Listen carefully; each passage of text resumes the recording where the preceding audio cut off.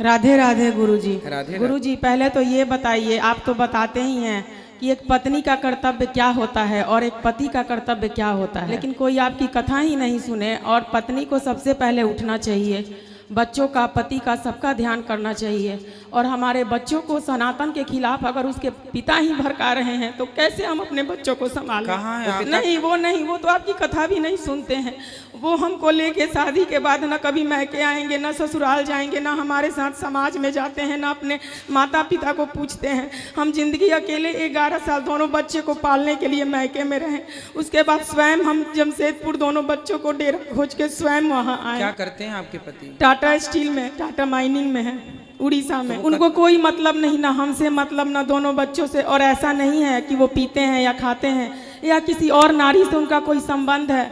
उनका नशा ऐसा है गुरुजी कि आज तक आप कथा में कभी नहीं बोले, क्योंकि आपको हो सके पता नहीं होगा। कौन सा नशा है? उनका नशा 24 घंटा मोबाइल का है। 24 घंटा उनका बस चले तो लेट बात भी बिना मोबाइल के नहीं कर सकते हैं और बिना खैनी खाए नहीं रह सकते हैं। उनको दुनिया से कोई मतलब नहीं, एक नौकरानी के जैसा हम उनके साथ जिंदगी काट रहे हैं गुरुजी। तो भी मेरे पे हाथ तक उठा दिए। बच्चों को डांटेंगे नहीं, पढ़ाएंगे नहीं। और अगर हम डांटेंगे कि बाबू इतना पैसा लग रहा है, पढ़ो, ये सब चीज़ नहीं खानी चाहिए, गुरुजी का कथा सुनो, नहीं डांटो, नहीं बोलो, उसके कारण बच्चों को बोलने के बजाय वो हमारे पे हाथ उठा दिए।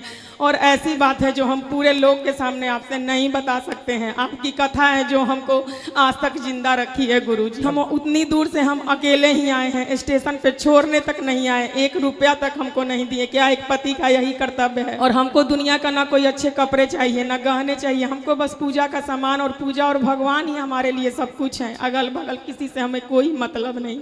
तो आपके पति आपसे अच्छे से बात नहीं करते?